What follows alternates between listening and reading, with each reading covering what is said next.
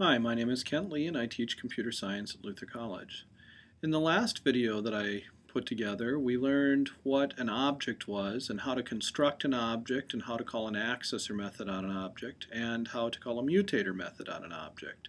And we also learned a little bit about modules and how we can use a module to import code into our program so that we can do some interesting things without having to write a whole bunch of code. Now, we're going to do that again in this video, except that in this video we're going to look at an application. In this case, what we're going to be looking at is constructing a graph that looks like this for ourselves. This is the Dow Jones Industrial Average, and this shows us what that what that index has done over the last 100 years, from about 1900 to about the year 2000.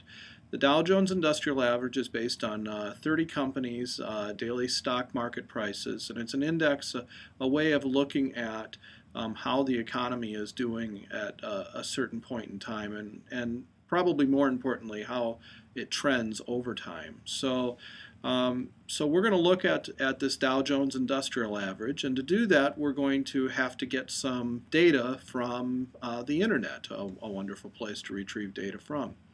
I have already done that, and this information here shows us the Dow Jones Industrial Average for the last 100 years, or approximately 100 years anyway. This is the Dow Jones Industrial Average, 66.1, from the year 1900, and it was January 3rd of 1900, and then of course January 4th and January 5th and so on. So that is the average from those days. We can scroll down here and see what the average was for any particular day in history. The dates are left there for us. If we go all the way down to the end down here, the last line we have from December 31st of 1999, we have the average from that day. So we're going to go ahead and plot this information in using Turtle Graphics, and we have here the date and we have the value. If I look back here at my picture, the dates go across the bottom here, okay, and the value, the average for that day, is the up and down value. In other words, the date is the X value, and the up and down value, the average for that day, is the Y value. So we're going to want to extract this information from a file, and I'm going to go ahead and start to write a program to do that. Now, to get that data from the file, I'm first of all going to open the file. So we're going to say file equals open, and we're going to open DJIA-100.txt. So that's, and we're going to open it for reading.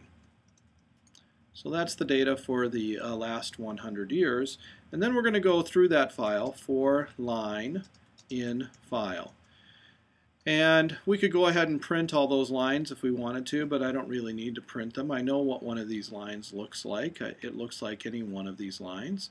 And I'm going to extract some information from that. Now the line is separated, the two fields are separated by a comma there, so I'm going to split it. So it's going to be list equals line.split to split it.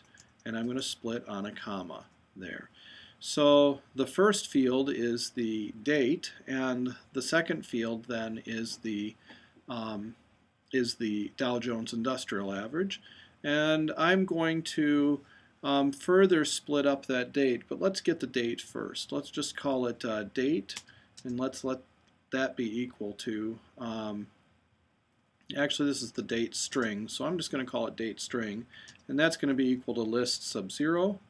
And then we're going to get the Dow Jones Industrial Average, and that's going to be equal to list sub 1. Now that happens to be a float, so I'm just going to do a float of that right away. Now the date part of it is in a coded format at this point, with the year first, the last two digits of the year, the month, and the day. And we want to get that information, and we're going want to get the year and the day and the date separately, so I am going to use something called slicing here to get the different pieces of it. So the year is the first two characters of it. So the year is going to be, and I'm going to convert it to an int, and it's going to be that date string, and it's going to go from 0 to 2. So it's actually 1 less than 2, so it's going to be 0 and 1, and this is called a slice, and that will give me the year portion of it. So this says give me the slice that starts at 0 and goes to 1 less than index 2. So it's going to go right there. That's the year portion of it. I can get the month similarly. So the month is the next thing, and that's an int of date string, and that starts at position 2 and it goes to 3, but I have to write down 4 to get to that. And then the day is the last thing, and that's going to be an int of the date string, and it goes from position 4 to 1 less than position 6. I need a square bracket. 4 to 1 less than position 6. Okay, so I have the three pieces. Now, if I'm looking back at my picture here, I want to be able to go across. What I would really like is for my x value to be the number of days since 1900. And it turns out we can get that information pretty easily if we import a module. So we're going to import Turtle, and we're going to import another module that's available to us in Python. It's called datetime. If I wanted to learn about datetime, I'd search for Python datetime on the internet, and I can find a whole bunch of documentation about it. And I happen to know a few things about datetime, and I can create a datetime object. So my date is going to be equal to, and I have to specify the datetime module, followed by the name of the type, which is datetime as well. And I provide here the year, and it's going to have to be the year plus 1900. So you know what, I'm just going to add here 1900 right away to my year so that I have the correct year. So this is going to be the year and the month and the day, and I will have a date now for my day. Now, one of the things I need to know is how many days total do I have from beginning to end, and also what is my, so that would be basically what is the, if I can find my maximum date, I can figure out my number of days total. And I also need to figure out the maximum value here vertically, which would be my maximum DJIA. So I'm going to use the guess and check pattern to find the maximum here for a couple different, these two pieces of information.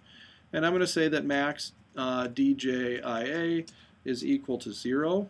And I'm going to say that my max date is equal to, and I'm just going to make up some date here, date time dot date time, and I'm going to say start at 1900. Since that's where we're starting, we'll make an assumption that this is our maximum date, which of course it won't be, and then we'll go ahead and fix our guess inside the loop. So if DJIA is greater than max DJIA, then we're going to go ahead and set max DJIA equal to DJIA.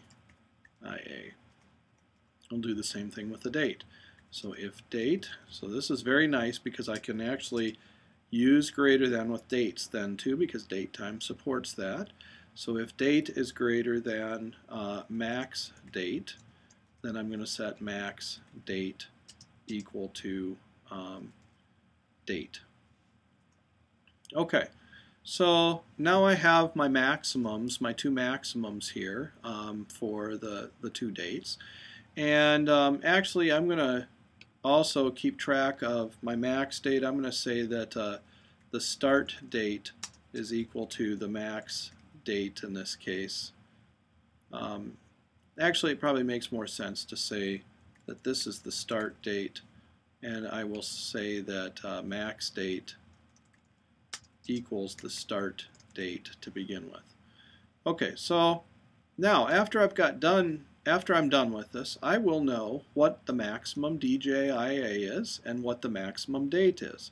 Well, that's going to be useful because that's going to tell me how tall my graph should be and how wide my graph should be. So I am going to find out how many days that I've got to work with here. So my total days is going to be equal to my max date minus my start date. Okay, and this would be my I'll call it, actually I'm not going to call this total days, I'm going to call this my date difference, or just date diff. Okay, and then I am going to also compute the number of days now, and that's very simple with the date time object. So my total days is equal to this date diff dot days. So if I just write dot days after a date time, I have the total. I get the total days. Actually, this difference right here is called a time delta, and so date diff is a time delta object. That's the type of it. And so if I write dot days after a time delta object, I find the number of days that I'm working with. Okay, now that can be useful. I'm going to go ahead and create my screen at this point. So it's t equals turtle.turtle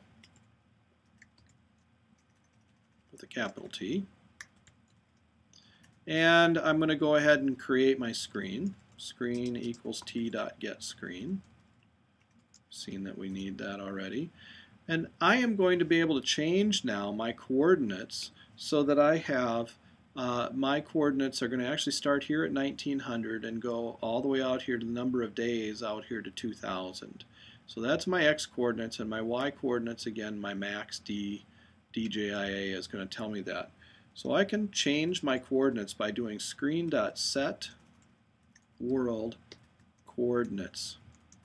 And I'm going to say, I specify the lower left corner first, and my lower left is going to be at 0 days, and my lower y is going to be at 0 Dow Jones Industrial Average, and my maximum x is going to be my total days, and my maximum y is going to be my max djia. So this lets me set my screen coordinates here to the whatever I want, in this case to something that's relevant for this picture that I've got here. Okay.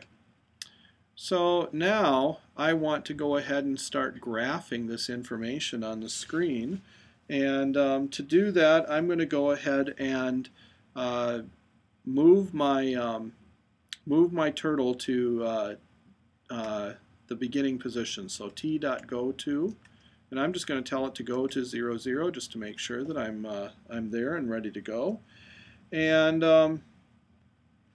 then I'm going to go ahead and open that file again. So file equals, actually I'm going to do file.close to begin with. I had it open up at the top, I'm going to close it, and then we're going to do file equals open, and I'm going to open that djia.-100.txt again, and I'm going to open it for, I'm going to open it for reading. Okay? Alright, now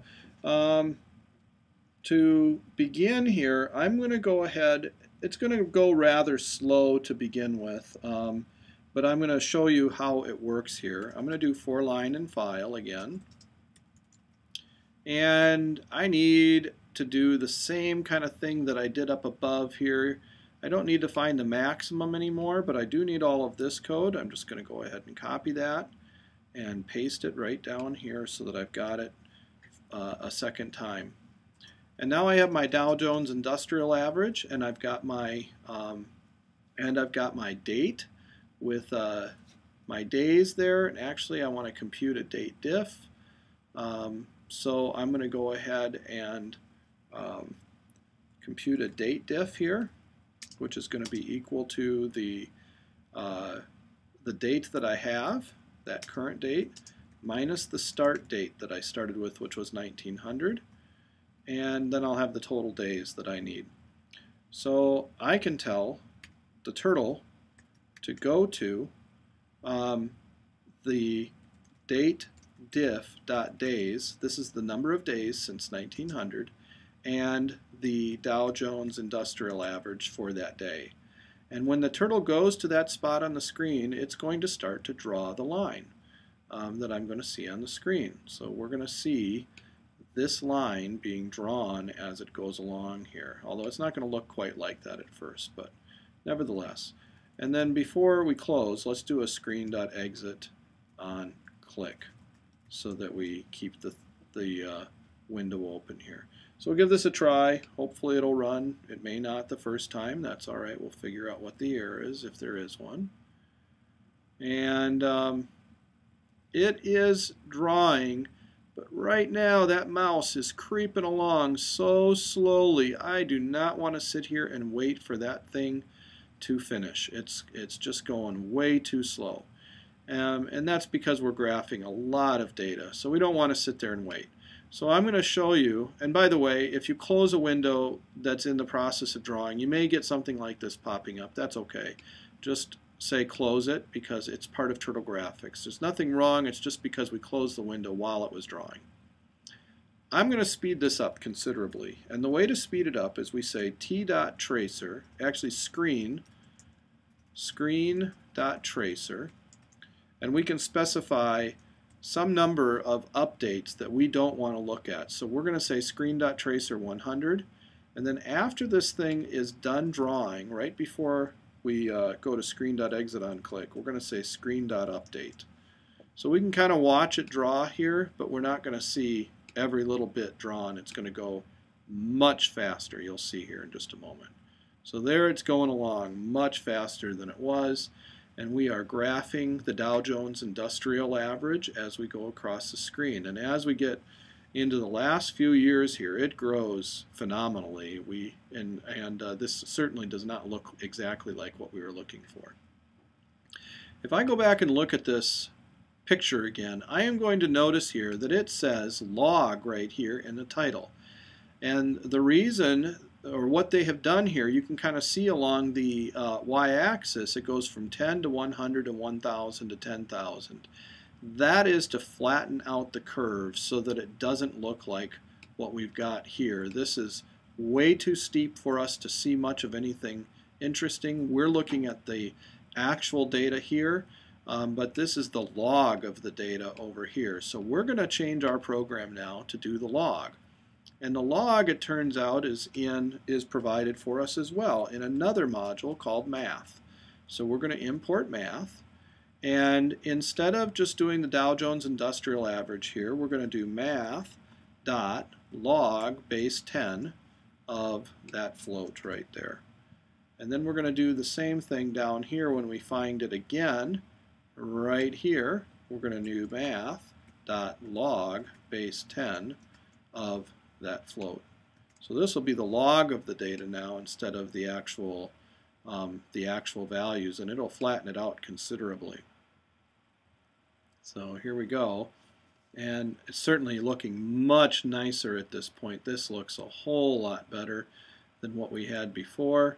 That in fact looks somewhat similar to this. If we were to put the two side by side here, we can kind of get a picture of one and the other, and you can see here that that looks much better than what it did before.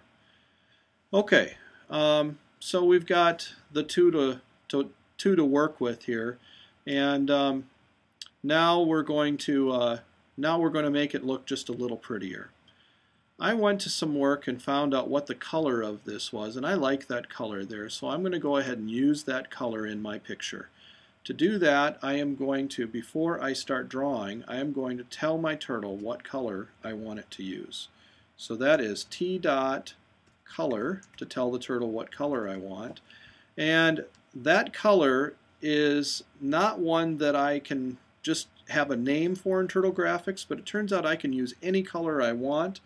And that, in particular, that color is a color that we're going to specify in hexadecimal. Now, to do that, there are three parts to the color. There's the red, the green, and the blue part of the color. And the red part of the color, the hexadecimal value for it is 7D, 7 dog. And the green part of the color is 7 easy. And the purple, or the the blue part of the color is Charlie 0.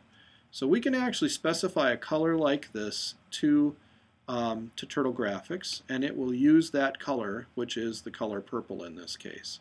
And there we have exactly that color that we see in the graph. So we're starting to see things kind of shape up here. We can specify whatever color we want. Now what I would really like is for everything below the line here to be colored in that color purple.